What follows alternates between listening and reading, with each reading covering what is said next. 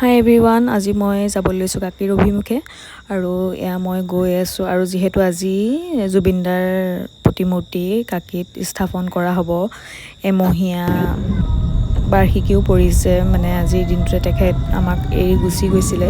এতিয়া সকলো জেগাতে তেওঁৰ নিয়ম কৰা হৈ আছে আৰু আমিও এই কাকীৰ অভিমুখেই গৈ আছোঁ। ভিডিঅ'টো চাই থাকিব।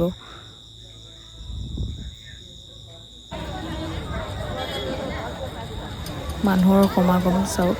তেওঁৰ বিষয়ে নোকোৱাকৈ নোৱাৰোঁ আৰু তেওঁৰ বিষয়ে একো ক'বলৈ ভাষা নাই। সকলোৱে তেওঁক বহুত মৰম শ্ৰদ্ধা কৰে। আজি তেখেতে বহুত সন্মান লাভ কৰিছে। আমাৰ অসমৰ গৌৰৱৰ কথা। ভাল লাগিছে।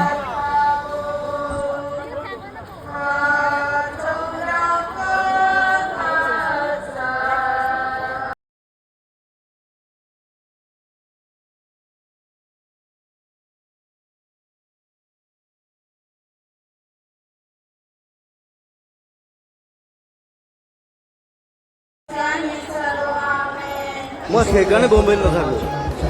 কেন ইউ ফিল ইট? তাত মানে ছিংগাৰ কোন বুজি নাপায়, চবে অকল গায় বুলি ভাবে। চবে গাব পাৰে, জুবিন গাৰ্গে নাগায় নহয়। জুবিন গাৰ্গে ঢেৰ কাম কৰে।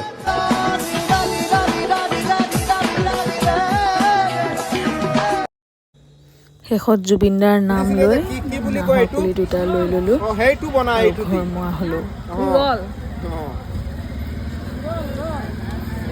শেষত এটা কথাই ক'ম যে জাষ্টিছ ফৰ জুবিন দা আৰু আমাক ন্যায় লাগে, এইখিনিয়ে বিচাৰোঁ।